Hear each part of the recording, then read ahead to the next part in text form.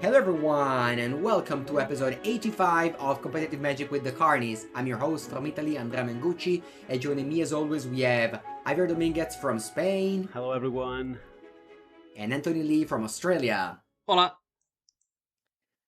Welcome, Carnies. We are back after a week of pause. Me and Javier last weekend were in the north of Spain in Galicia to play the Impact Returns. It was nice to see you again, Javier, and it was very nice to be in that part of the Spain. I've never been there. Very, very cool place, Galicia. Yeah, it's awesome, right? Also, the weather is good because it doesn't feel like someone left the oven open, maximum heat. So that was refreshing as well. Which I assume is what you're feeling right now in Madrid. Yeah, it's like 40 degrees everywhere. It's a bit hot, but it's not as good as it is in Galicia, but still good. Yeah. But yeah, so we went there to play some formats that we love, somebody else loves less, Modern and Legacy. Somebody else. Wink. Yes. Somebody else. But I also ended up playing pre-modern.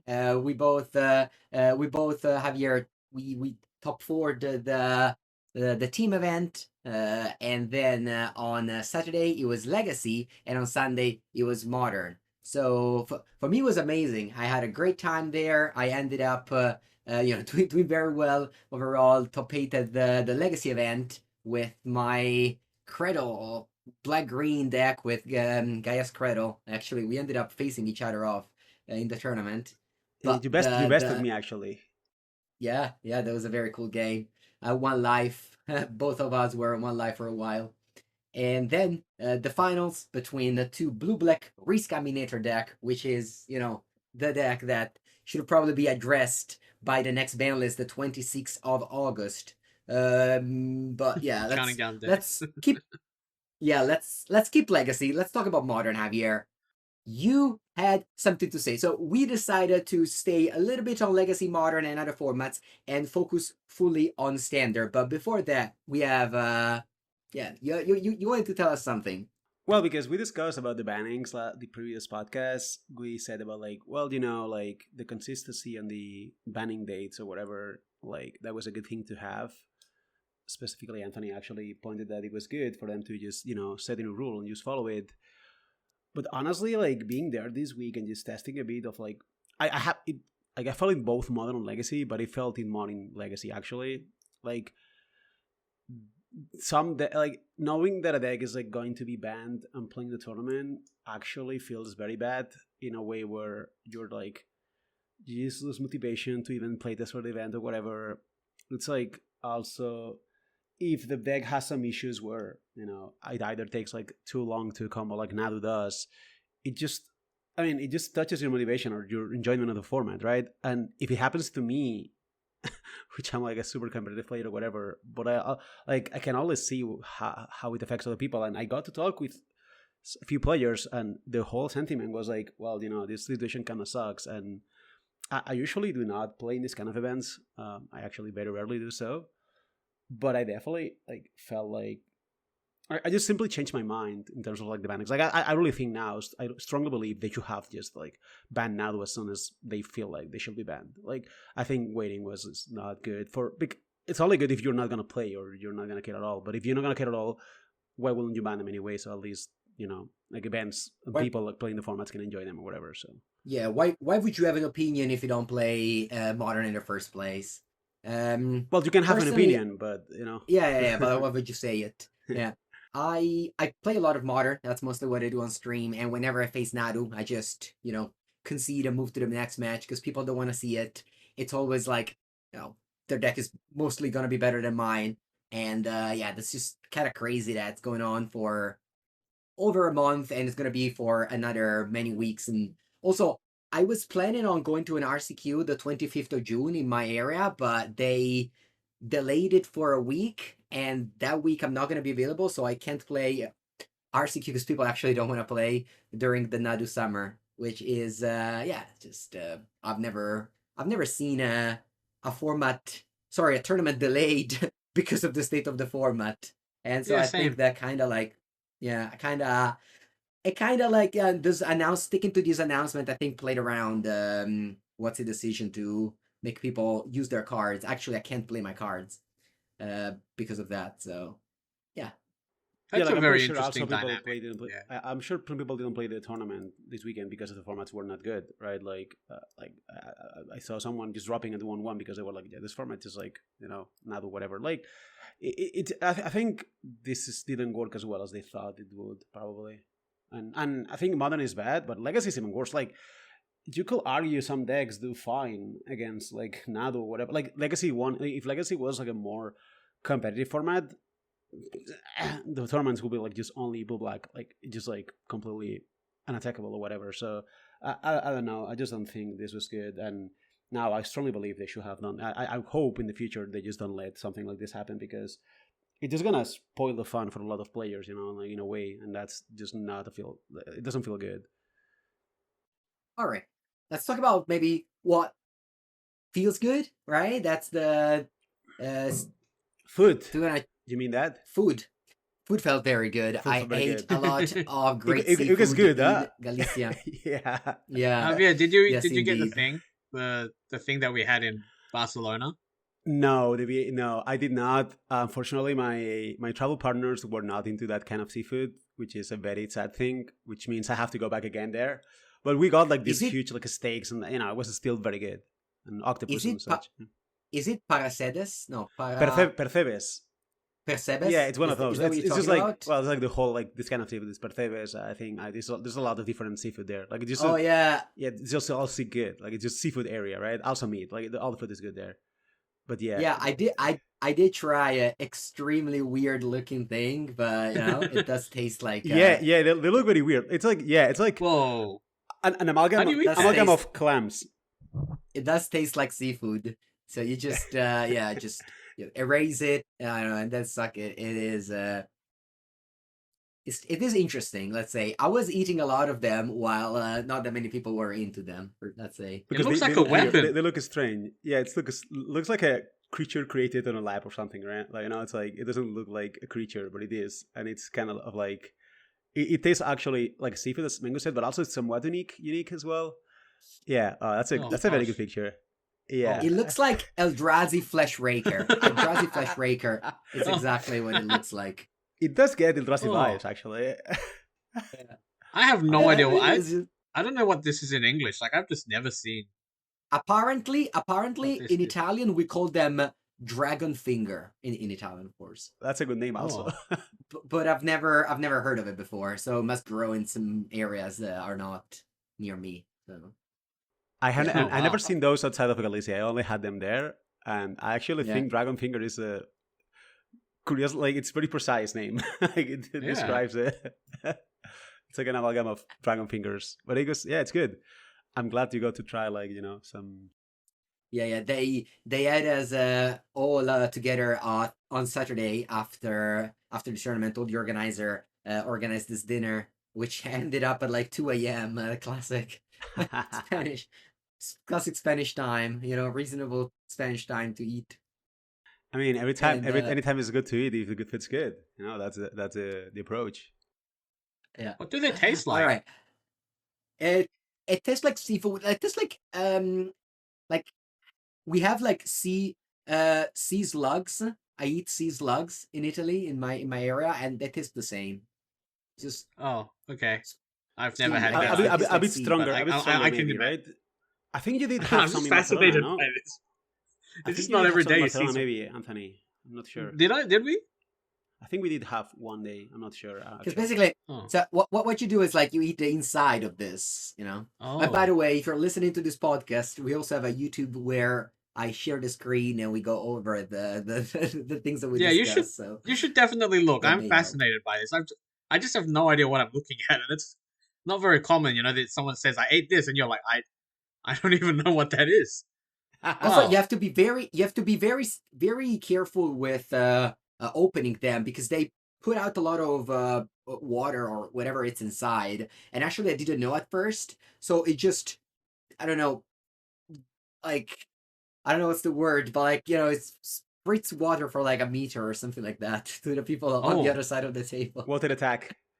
Yes. Wow. Squirtle attack. All right. Yeah.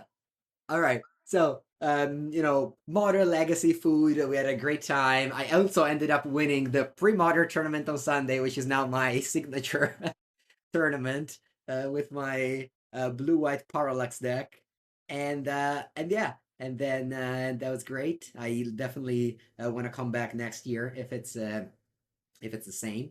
But let's talk about standard, which is a deck Wait, that one more thing. We split the top 4 one more team thing. tournament. Let's brag a bit about it, We just both sort of won the tournament on Friday, so it's good.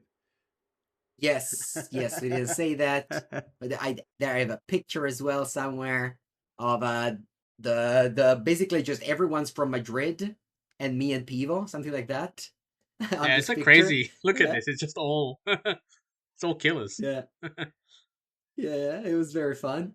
Uh, Also, I have a cool story. I don't want to name names, but so I was playing pre-modern, which was one of the three formats, and my last opponent was actually his first time ever playing pre-modern, and he was playing the card Cabal Therapy. Okay, and he just starts like he has no idea what I play. He knows I play some like weird enchantment combo decks, and then he goes, "Oh wow, I also have the same T-shirt as that picture."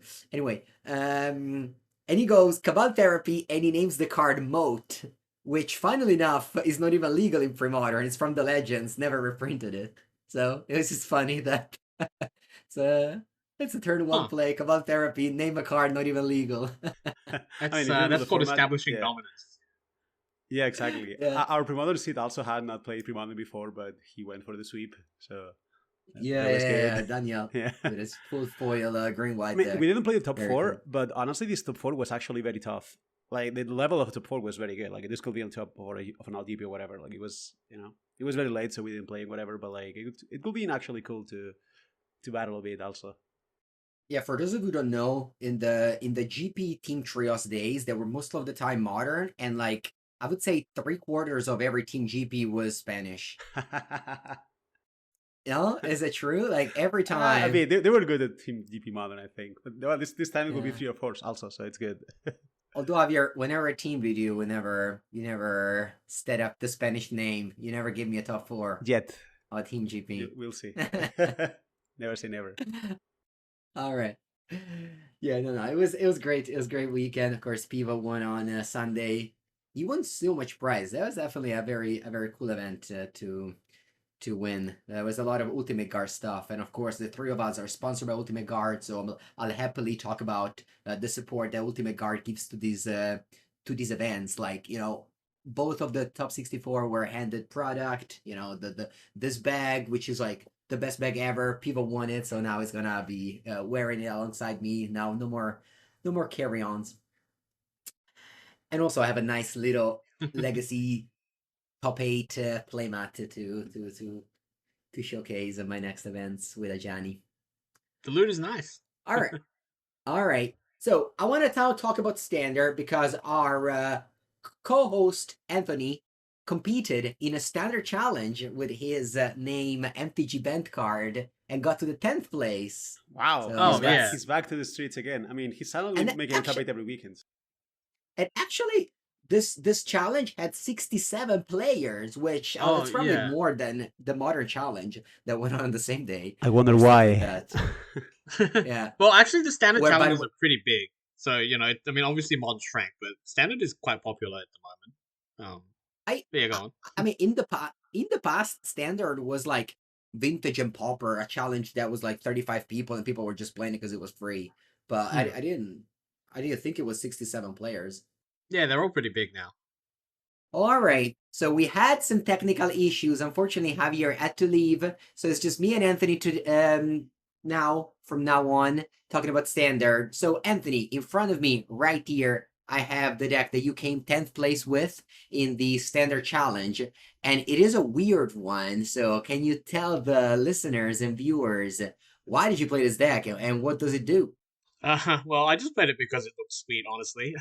It's a list from a recent Japanese tournament played by a Japanese pro player, Shota Takao. And well, it was a really interesting idea, so I decided to try it out and see. So specifically, the thing that's interesting here is that we've seen some Smuggler Surprise decks in the previous standard format do well. It did well in Australia and the US, despite not many people playing it. And those were dedicated red-green ramp decks that ramped into Smuggler's Surprise plus big creatures like Calamity, Galloping Inferno, and Terror of the Peaks to just kill your opponent in one shot. So what Takao has done here is that he's playing a more fair version of that. So he has a lot more good removal spells like the classic Go for the Throats, and he has Terra Thunder, and his deck is fairer. So it doesn't, combo kill you the turn it plays Smuggler's Surprise, but it's a lot better at playing a fair game, and it still mostly is going to win the game when it resolves a Smuggler's Surprise. So yeah, that's the fundamental idea of the deck, and it was really well built. I liked it a lot. There was some cards that surprised me, which is kind of fitting. Like I remember not thinking that Smuggler's Surprise would be a particularly great card. I thought it'd be a lot of work to enable, but the card being modal is really really powerful. Like you actually use all of the modes in this deck well, because you're not so all in. It's a lot more reasonable for you to just use it as a card drawing spell. It's very impressive. Heaped Harvest was really impressive. That card single-handedly enables you to play 7-drops. Like this card, we might talk about a little later in the domain deck as well. But it's very impressive. This card, pretty easy play pattern is to play this on turn 3. Then on turn 4, you can play Yeah, defensive spell. let's What's that? say let's say the listeners what it does. So Yeah. it's a 3 mana, 2 and a green food. So you tap 2, you sacrifice, you gain 3 life, and when it enters the battlefield, and when you sacrifice it, you get a basic land. So this is again the only new card in your main deck, and it acts like a Invasion of Zendikar type of things where it ramps 2 lands for 5 mana, but in the different moments, and gaining 3 life is obviously huge. So yeah, this card seems like it can be better than the Astra Cornucopia that we used to play in the main. Yeah, I think it's quite a lot better for a few reasons. But something interesting about comparing this to Invasion of Zendikar is that you would think this is less efficient because it costs a total of 5 mana instead of 4 mana to get 2 lands.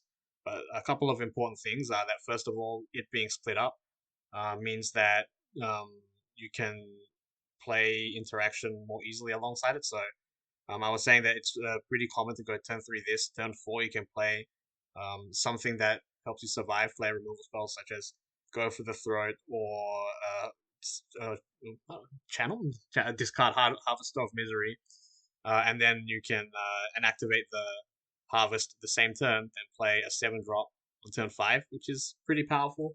And it also just ramps you immediately 1 piece, so you can play 5 drops on turn 4, which matters a lot for Harvest of Misery in this deck, and for the domain deck, it affects Sunfall. So I think this card is quite a bit better than the other ramp spells that we've been playing. So that card really impressed me.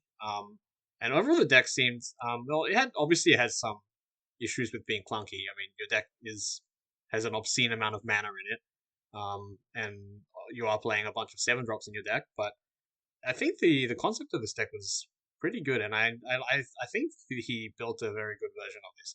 For example, push pull that was an impressive card, and probably nobody has cast this card outside of draft recently. Yeah, so push pull. Yeah, push Mhm. pull is another card that I had to read. So it's a split card from Murderza Carlo Manor, and on one side you destroy a tapped creature. On the other side you reanimate 2 creatures and you give them haste. So it's like 6 mana double Gore's Vengeance or double Shallow Grave, I guess. And this deck is. I find it super cool in this deck because you have actually 8 channel cards. You have Harvest of Misery and you have Spined Armadillo. So it's not that hard to enable. And also, of course, Smuggler Surprise mill ability. Yeah, it's really impressive that this card just suddenly kills people a bunch of the time. I thought this would be more of a split card than it was because it reads like it would be that you would use both the modes a lot. I didn't use push very often, honestly. Part of that was that pull was very good, but it just wasn't. I mean, it's just a very awkward removal spell. So that half is not great, but the pull side was impressive. Yeah, you can just kill people out of nowhere um, with this card. And it's something interesting about this card as well. Uh, it's very. I don't usually make notes like this, but most effects like this exile cards at the beginning of the next step, and this card makes you sacrifice them, and that specifically matters a lot for Vaultborn Tyrant because Vaultborn Tyrant makes a copy of itself when it dies. So when you reanimate Vaultborn Tyrant, this it's Oh, permanent. interesting. Yeah, and don't forget you can get cards from your opponent's graveyard as well, which can be really tricky for them. I mean, mana's a lot Oh. against domain, like you can grab your opponent's Atraxa, and so I've been beating like domain quite a bit with this deck, which surprised me because you can actually go over the top of them Yeah, with I would. obscene vault. Yeah, and of course you have your Yeah, Illusion. yeah. I would say that Elish Norn is a big thing at beating domain. Yeah, it's huge and it's Yeah. really impressive in this deck, right? Like you get to if you ever like surprise an Electron alongside Harvest of Misery, you probably wipe your opponent's board, or obviously alongside Vault of Tyrant or Atraxa, you really go over the top of anything your opponent's doing. So yeah, I mean it's huge, Yeah. right? Like So this deck goes over if top and it has like actual mana. Like you're not playing Domain where you have like 800 tap lands and still have kind of shaky mana. Like this deck can cut down post board like really easily. It's great. Don? yeah, your mana base is mostly just Golgari lands Yeah, and only a 4 top lands. yeah. I see a card in the sideboard that I don't understand. Cruel Claw Heist, black sorcery. The mechanic gift the card. So you basically just like it's a Thoughtseize for 2 mana, but if you want, you can gift first and then resolve this. Yeah, so what happens So is you have to know. you choose as you cast Yeah, it, go and then ahead. as it resolves, they draw a card if you gifted it. So think of it like a split card. Like you Hmm. can either just play it normally as Pilfer. You remember Pilfer, right? Just 2 mana, discard a card. Yeah. Okay. Yeah. And if you want, you can make them draw a card before you resolve this, and then so when you cast it, you decide, and then as it resolves, they draw a card, and then you can exile it, and then if you did gift them the card, then you steal that card basically. Like you'll be able to cast it Yeah. yourself. How have you played this card usually? So I don't know. It really depends. This card is very flexible. So there's a bunch of matchups where you won't gift it very often. So if your opponent doesn't have cards you can use very well, but you still need to be able to discard them. But something that the gift mechanic on this card is really useful for is that it makes it so it's a discard spell that doesn't go dead when both of you have no cards in hand, because you can still kind of try to spike the top card of their deck, which is still sometimes it doesn't work. You just give them a land, but it's often better than actual nothing, right? Which does happen when you're both empty-handed. Like we've all played with Deep Cavern Bat. When your opponent has no cards in hand, you're like, it's not great. So yeah, that's something that surprised me about this card. But in general, like the default use is for just taking big spells from your opponent. So if you were playing the Domain Mirror against Domain, for example, you can steal their Atraxa, because you have so much ramp in your deck. It's pretty easy for you to cast it yourself or steal their Herd Migration or whatever, and that's really impactful. And something else that Cruel Claws Heist does is it being able to take removal spells from your opponent makes it a lot harder for people to Juku. So, for example, against some decks that don't have a lot of creatures, but then try to board in cards like Sheoldred to try to kill you when you board out your removal, but have their own removal because those decks, if they don't have a lot of creatures, they tend to have a lot of removal. Cruel Claws Heist gives you coverage against that, right? That you can steal one of their removal spells if they've resolved a Sheoldred, or you can just take the Sheoldred. So yeah, this card is pretty good. It's not like broadly good, but it's good in lots of narrow situations, if that makes sense. That's why I think it's like a very good sideboard card you Yeah. can board in often. Yeah. Yeah. So we have briefly mentioned domain, so we can go and talk about that a bit. Willie Idol came second in the same challenge. You came 10th, and I've seen this list actually pop up in a bunch of other prelims and challenges.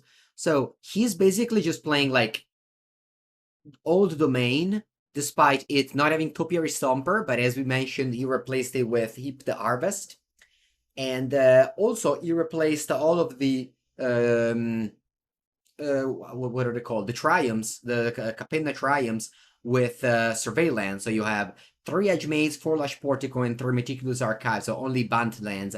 And then you have 4 Fable Passage, which is another reprint. So the mana base seems to be functional. I guess you have now less, splash. You're more just mostly white, like the blue splash. Like it's mostly green white with a splash of blue for negate and Jace the Perfected Mind. Yeah, we And I definitely guess thought. I remember Archangel of Wrath. Yeah. we said that this deck was going to die when the triumphs rotated, and I think a lot of people thought that as well. But it just turned out to not be true because the Surveil lands are much closer to triumphs in terms of power than we had anticipated. So obviously they don't enable leyline binding as well, but that's okay, I guess, because the format is generally less powerful.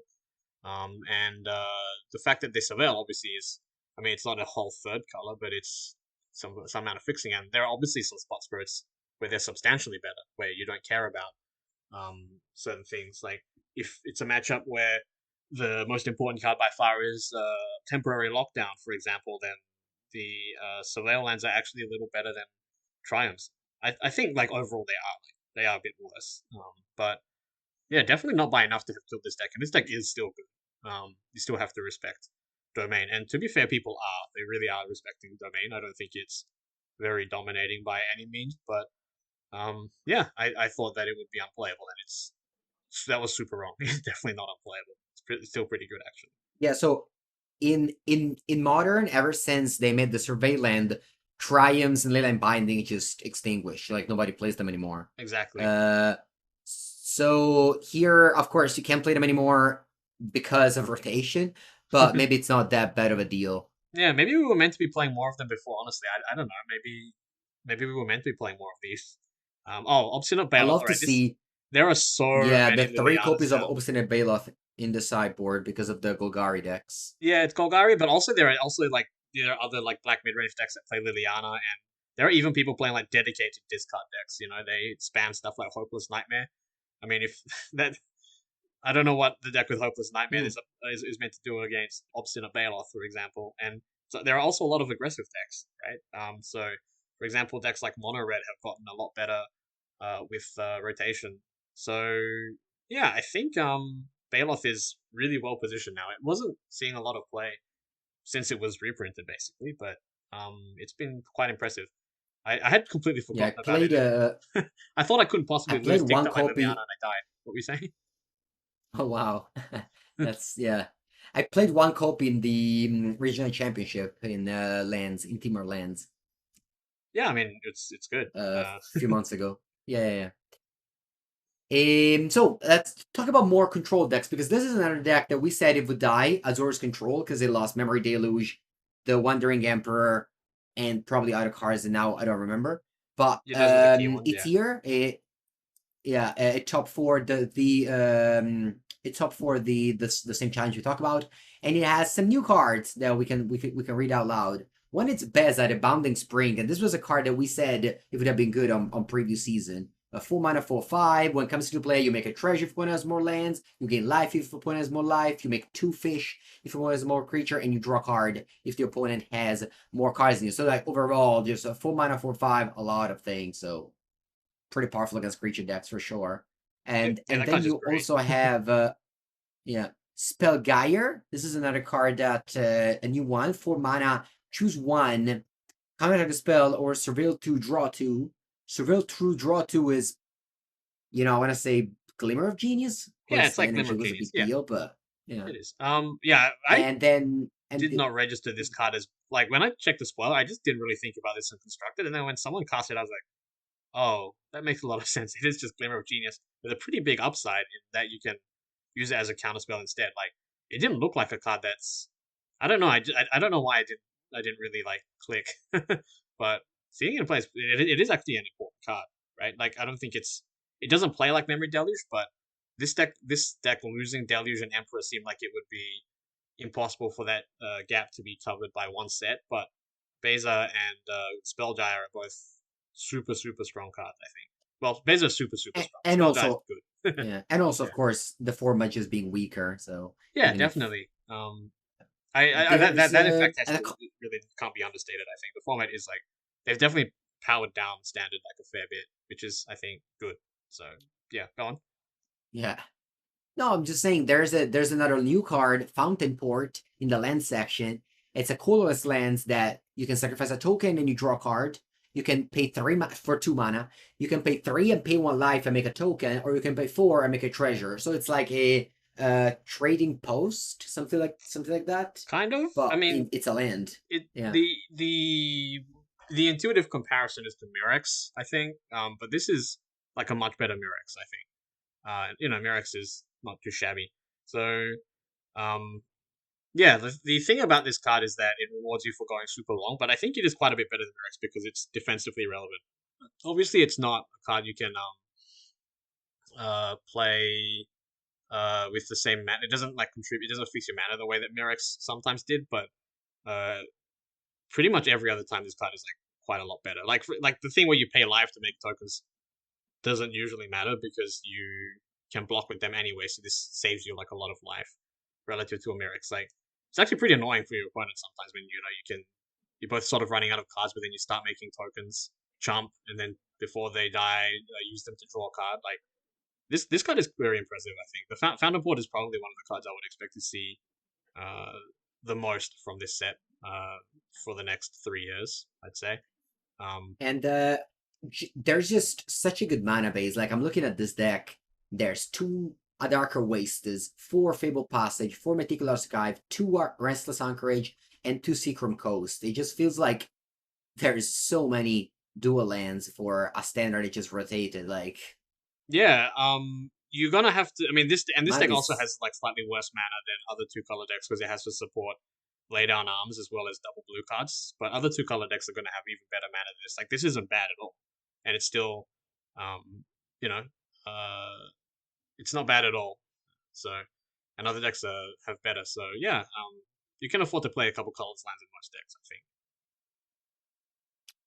okay. Let's change archetype. Let's talk about mid range. There has been a very strange deck winning the challenge by Ignotus 97, and he got the job done with basically no new cards in the main deck, playing a block constructed Lost Cavern of Ixalan. No, I guess no, that's not true. But like, yeah, mostly Lost Cavern of Ixalan deck, just blue-white artifacts. Yeah. So this was a deck that saw little yeah. play before. It was like maybe like a sort of not it wasn't like up there with the rest of the competitive decks, but it is a deck that we saw a little bit of in the previous format. But I think this is like one of the beneficiaries of the format powering down, that you can try to play decks like this.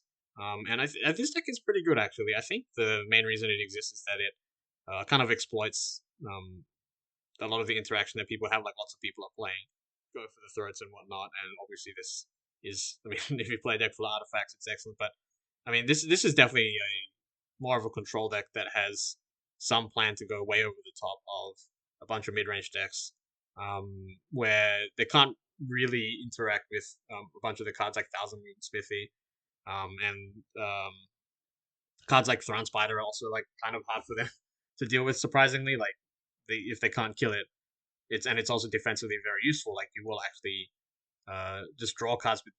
That activated ability looks horribly expensive, but if you're not dying, and it is pretty easy to survive with this deck against those mid-range decks, then yeah, you will eventually grind them out with it. I also melded Urza for the first time ever recently when I was trying this deck out, and I had to actually read the back. I was like, I didn't even know what the backside did. I just assumed if I paid 7 mana and flipped it, I was going to win the game, which was true. You do win the game if you flip it.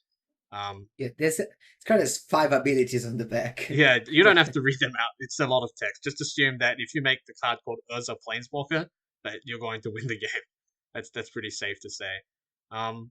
Yeah, I think this deck is powerful and exploits people not playing like the right stuff against it, but it is a little weak if people do start to do that. I think because it has a lot of sort of what do I say?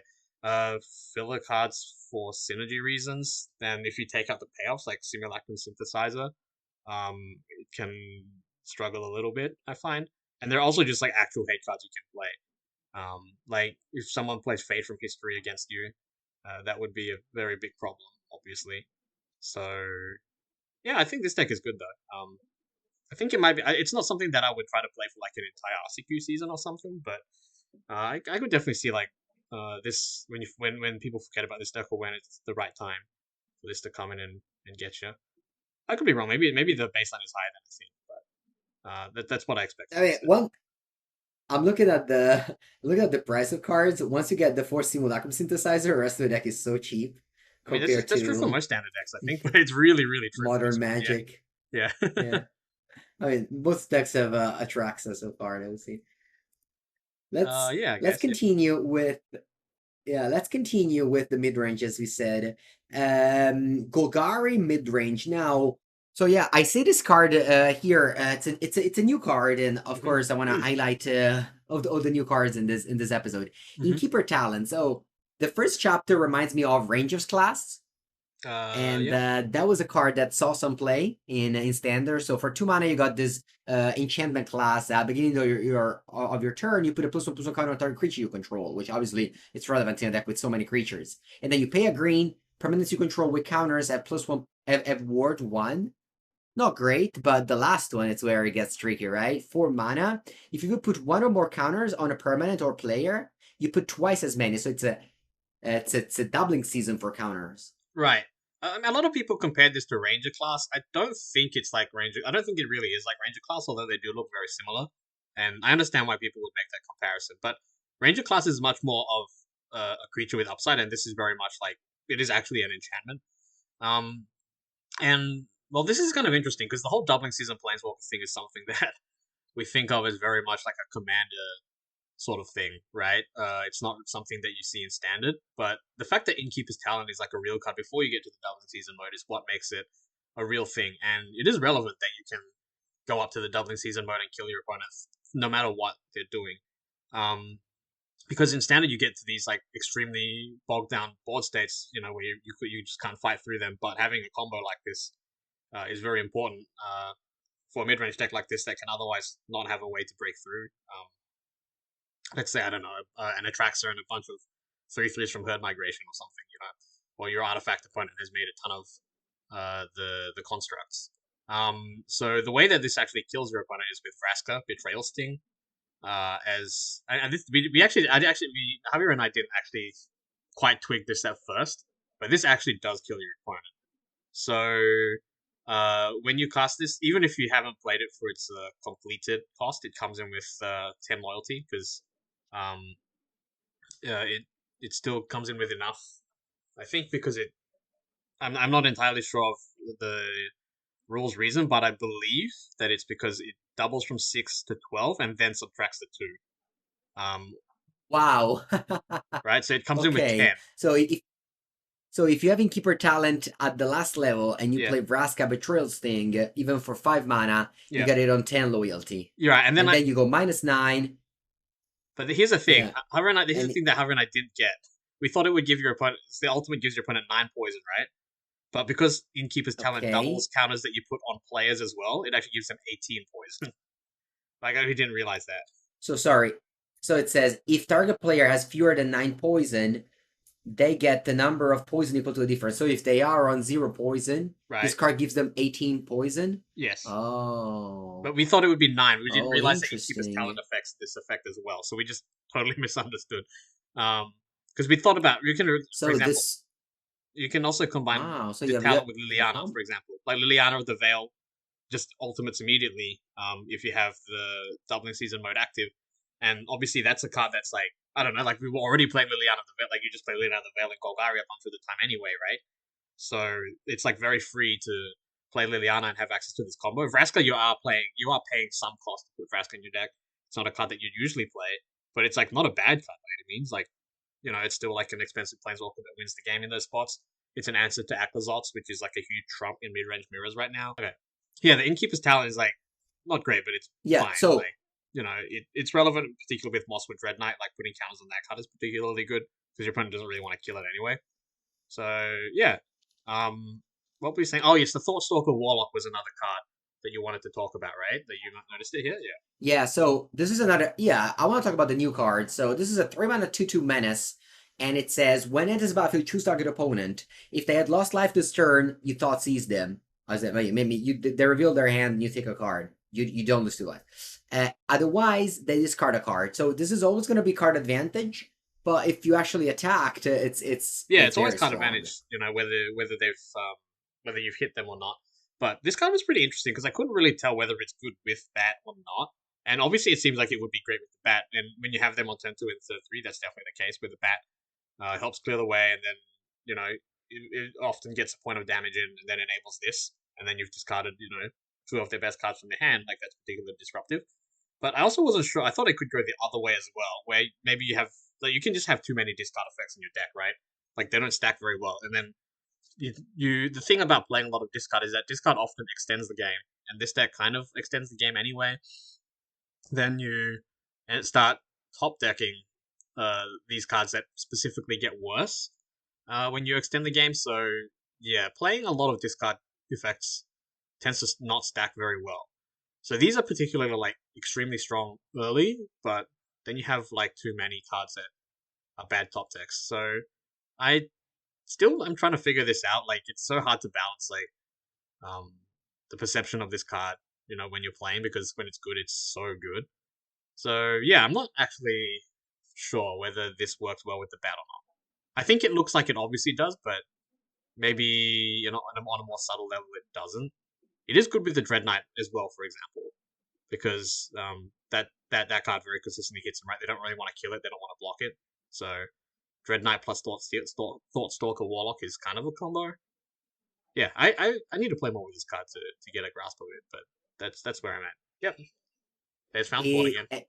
Yeah, and then of course, not of course, sorry. And then you also have the Fountain Port, which is again, there's like, as you mentioned, No, I think it is enough. land. I think I would honestly just put this card in like basically every 2-color deck that's not explicitly aggressive. Like yeah, I'm just putting decks. Yeah, especially since you have so much the card is just fixing so good. anyway. Like, and I mean, there's so many decks that make tokens naturally. So in the blue-white deck, you didn't really make tokens by yourself. But for example, when you have cards like Sentinel of the Lost City or Preacher of the Schism that make you cheap tokens, and those instead become entire cards, that's a huge deal. I think yeah, Fountain Port is is particularly impressive in that deck, I think. So I'd watch out for that. Yeah, let's go to another mid-range deck. So of course, Raffine is gone, so Esper is no longer the default best mid-range archetype.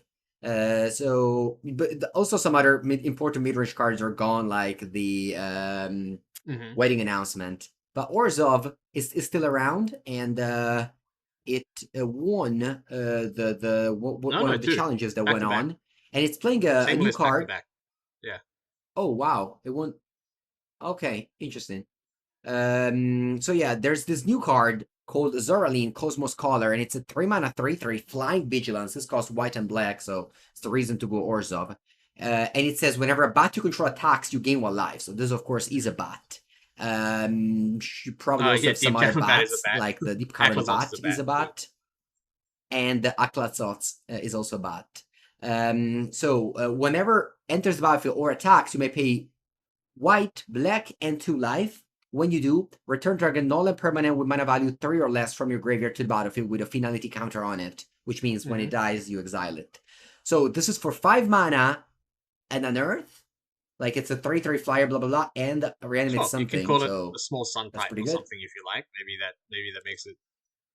Sun Titan, yeah, Sun Titan. Yeah, this card is very impressive. I didn't realize how good it would be. Like even just playing it on turn 3 is good, but the fact that it basically has a good ETB when you play it as a 5-drop is quite impressive. And there are a lot of good cards you can return with this. So it does work very well with Deep Cavern Bat, not only because it's a bat and gains you life, but also your opponent will very often spend removal spell on the bat, and then this returns that very well. So like playing creatures that your opponent is naturally going to want to kill is particularly good with Zoraline, and that also works well with the way that Deep Cavern Bat is good, right? Like you want to play cards like Preacher that your opponent wants to kill when you play cards like Deep Cavern Bat. So yeah, the Zoraline works particularly well with Deep Cavern Bat in that way. There are a bunch of strange 2-drops here, like Doorkeeper, Throw Dust, Animus, Shrouded Shepherd. I'm not entirely sure about those, but I think they're not like the core part. The core part of the deck is like Deep Cavern Bat, Zoraline, and just the black-white interaction in general. The white cards are very impressive. Like, Virtue of Loyalty is still like just like in those Esper mirrors. It's a great way to kind of outpower like mid-range mirrors, even if you don't have all of the token makers that we had before. It's still really powerful. The exile removal that white gets is kind of important as well, because, for example, in Golgari mirrors, it's pretty hard to deal with an Aklazotz. Or if you're playing black-red, it's also like not trivial. Like you have to play Obliterating Ball specifically, which is kind of an awkward card. But getting to play Legions to Ashes and Season of the Burrow, which is another new card, is it's very helpful to not just randomly lose to Aklazotz a bunch. This Season of the Burrow card, like it is kind of unassuming, but it is quite good, like because it's again like a very flexible card. Yeah, let's read what it does. So it's a 5 mana sorcery, so Hmm. that's actually a lot of mana. But let's see. So it says choose up to 5. Poor. I It's don't called know a how to poor. call it. Um, You know, poor. pork. Yeah. Oh, a paw. Okay. Choose up to. I was like pork. Choose up to 5 paw worth of modes, and you may choose the same mode more than once.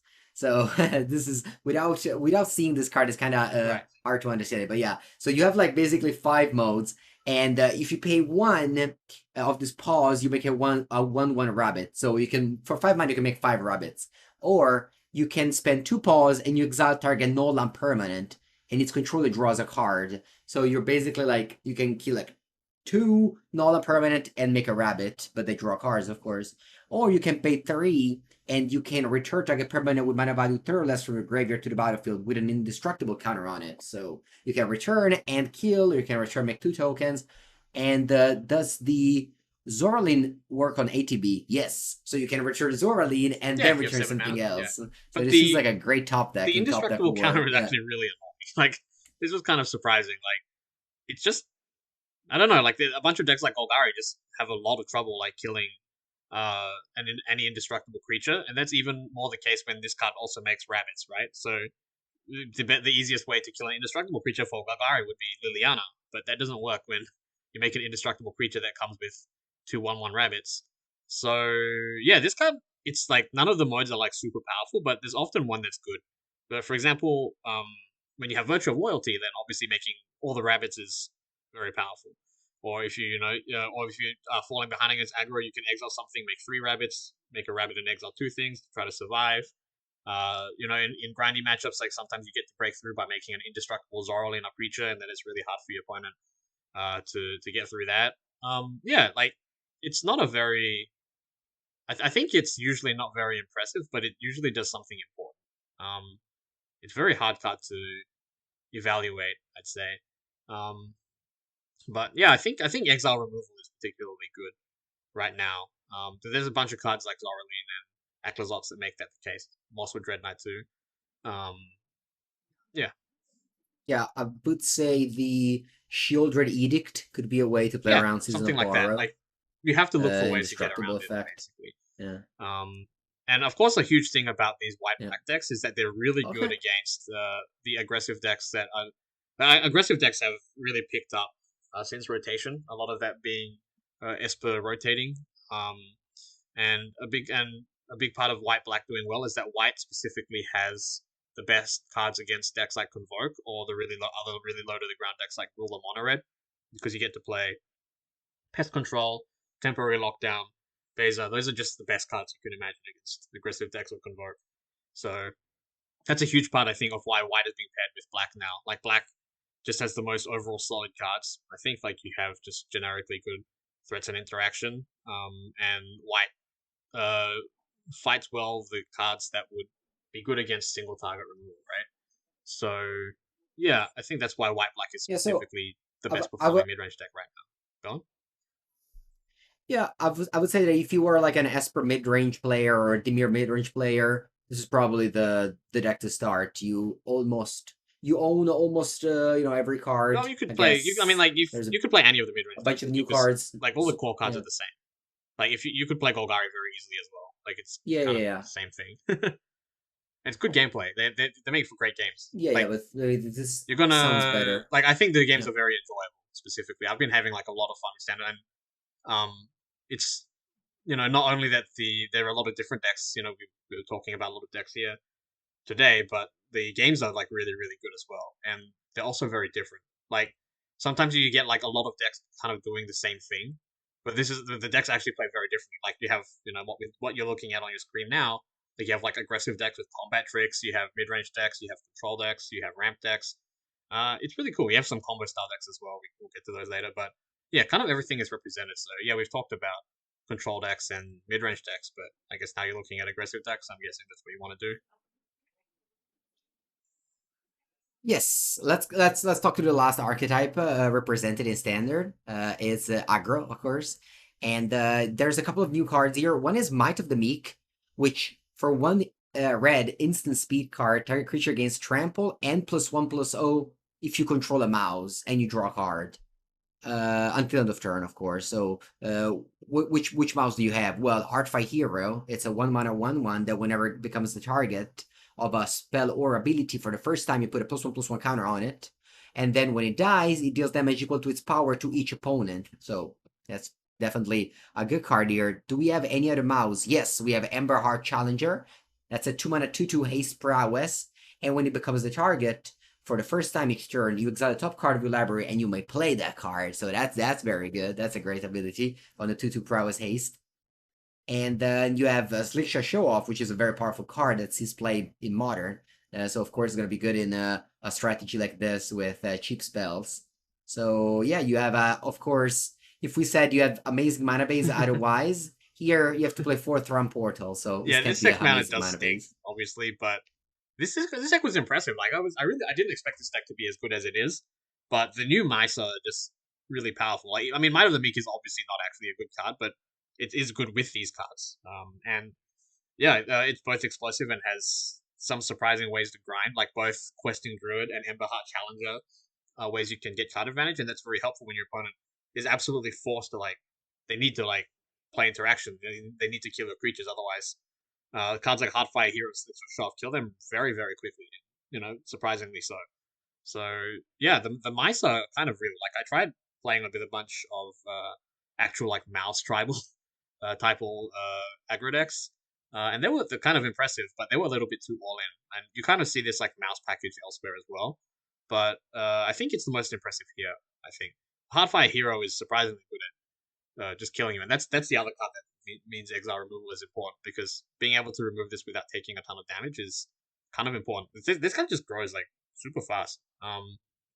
Like if So yeah, and this deck is more of a yeah, prowess deck, as in you are rewarded for playing cards like Might of the Meek, and Shock, Royal Treatment, like hmm cheap spells. yeah, you play. I mean, you're 20 land deck. But there's also yeah, there's also the version that just mono red, like good old style, with Koth, Fire of Resistance, and this new card, Sunspine Links, that we talked last time of the episode. 4 mana, players can gain life, damage can be prevented, and when it comes to play, you shoot player based on the number of non-basic lands that you have. And we've seen Wars of Midrange was playing 5 planes, five basics. Azor's Control was playing few basics as well, so this card can just deal a lot There's of also a lot of damage life late gain in the game. format, so turning off a player's life gain is a huge deal. I think. With Sunspine Links, it means that's a part of Shoulder you care the most Yeah, about. so Beza, yeah, yeah, Zoraline, Deep Cavern Bat, there's just a bunch of life gain there. So yeah, yeah, for sure, yeah, Dust Animus. A And there's also a new card that we've talked last time and we were very impressed with, but funnily enough, not present in that group we've seen before. Higher Claw. This is basically just a 1-drop that attacks for up to 3 on turn 2, which is very impressive. So 1 mana 1/2 that whenever you attack with a creature, sorry, with a lizard, it deals 1 damage to target opponent. And this of course is a yeah. You lizard. don't have any other lizards, but that's fine. The card But is just not good that by many other itself, lizards. honestly. And I mean, the thing where it works with lizards means that if you draw 2, then I guess it does some extra damage, which is nice. But card's just kind of impressive by itself. It attacks for 2 by itself on an empty board, but you can also it's hard to block because it threatens to grow to be 2/3 immediately. And if you have nothing else to do, you can attack for 3 Yeah. on turn 2, which is fine, I guess. If you don't want to commit too much into a possible sweeper on some boards, you do that more often. But this mono red deck is definitely much more like an actual mid range deck. This particular build is, I mean, I think well, a lot of mono red decks that people are playing are a little bit closer to classic aggro decks, but I think this one makes a little more sense because the ones that are explicitly aggressive, I think, are not as good as Gruul in terms of just straight up trying to kill them as quickly as possible. But there's a bunch of mid range threats that are really, really good in mono red, and there's also a lot of good answers. So, Rubrax's Forge was the one that was especially impressive in the last format. If you've played a lot of standard from that time, you would have unexpectedly died to this card a lot. It doesn't suddenly kill you, but they just play it on turn 3, and then at some point you're like, can't really do much about this. It's just difficult to play the kinds of cards that fight Rubrax's Forge as well as fight all of the small creatures at the same time. And that's a big part of what makes this card so good. It's not inherently powerful, Yeah, just yeah. yeah, remember You talked about in Seattle when we were practicing, me and Edel, when we were practicing for Domain, we kept on Yeah, like it's so dying to annoying. discard against Yeah, Convoke. We started thinking about like anything that you can do to like kill an artifact and a creature, or just yeah, there was definitely a very annoying yeah, card it's for just Domain. annoying. It's honestly like kind of annoying for every single slow deck. Like even decks like Golgari can just randomly die to Rise Forge. Like especially the way you tend to sideboard, right? You tend to sideboard in like a ton of like small removal spells. You want cut downs, pest controls, lockdowns. None of those do anything against Rise Forge, and then all the cards that actually do answer Rise Forge are like bad against the rest of the deck. So yeah, it's this guy's pretty impressive. So this player remade Magic Online Grinder, and they decided to just main deck all of those cards. They have Koth as well.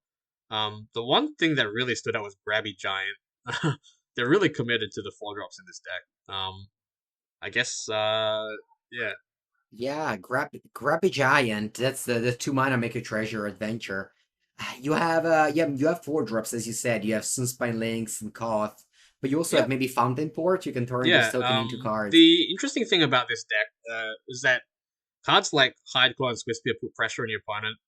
And to like try to play reactively. But if they pass with open mana up, for example, which happens a lot, and then you just pass back, Grabby Giant, and then play Koth, they're actually often kind of stuck. So you have like the sequence of Grabby Giant into Koth, or you can just cast with Rubrax Forge, and you can really punish people for relying too much on removal spells against your early pressure. So yeah, I quite like the concept of this deck. I don't know how. I mean, playing it, I don't know how good it is because it tends to be split a lot of the time. Like you can have some very awkward draws with slightly too much removal or big spells plus like one small creature, and that doesn't play super well. But I think there's something here still.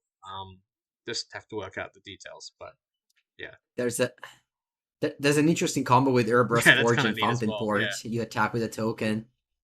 Or like sometimes like, maybe you can't attack because they have yeah. a blocker, you just sack it. So Like, every seriously, turn you this card just just goes pay like 3, draw a basically card. everywhere. Like you really have to have some reason to not play Yeah, this card. I think. interesting. Yeah. The rest is All right. pretty much what you'd expect. It is a little like it might look with it. They have 4 Emberheart Challenger in their sideboard, but that's for the matchups where speed does matter. Like for example, if you play against something like Domain and you just have to attack and all these removal spells, as well as the slow cards are like not particularly good, then yeah, then you can just try to turn back into a classic mono red attack you sort of deck. So I think this deck is well built. It's pretty interesting. It looks a lot like the older, like bigger red decks that we've seen standard before. But I think that is important to distinguish that from Gruul. It was yeah, it was very interesting to hear some standard talk. Is There's not a format I play too much of, so thank you for bringing it on the channel. I think people that play standard, there's not that many places to listen to standard content, so Yeah, that was there, cool. there are probably some, but Uh, it's, more the merrier, I suppose. There's a lot of other decks as well. We've kind of run out of time, but there for are like a sure. lot of other decks, and we're definitely aware of them. It's just that yeah, we ran out of time. There's just so many different decks in standard right now, with the format and the format becoming less powerful. Like people are revisiting a lot of old things, and there are a lot of like interesting new things in Bloomburrow. Things like the Otter deck or whatever. So yeah, there's a lot going on in standard right now. I don't know what events are. I think there's a bunch of store championships that people will probably like to play, but yeah, that's it for standard for now. I think. Yeah. That's it for standard, and yeah, thank you so much for listening. Of course, if you enjoyed the content, consider joining the Patreon at patreon.com/carnies, and I will be away for a week, so for me, no podcast next week, but regardless of that, we'll be back soon talking about standard or anything that is interesting for you guys. Thank you, Anthony, All right. and I'll see you Cheers. next time.